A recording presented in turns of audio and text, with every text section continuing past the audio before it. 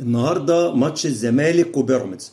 وطبعا اي مشجع كوره في مصر عارف ان الطبيعي ان بيراميدز اللي يكسب الزمالك، سواء بقى فنيا سواء بالحب سواء بالتفويت ايا كانت الاسباب، لكن طبيعي ان بيراميدز اللي يكسب.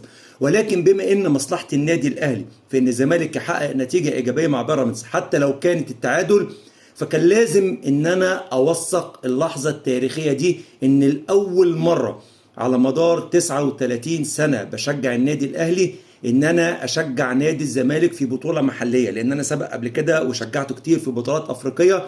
كان لازم أوثق اللحظة دي. يعني أنا النهاردة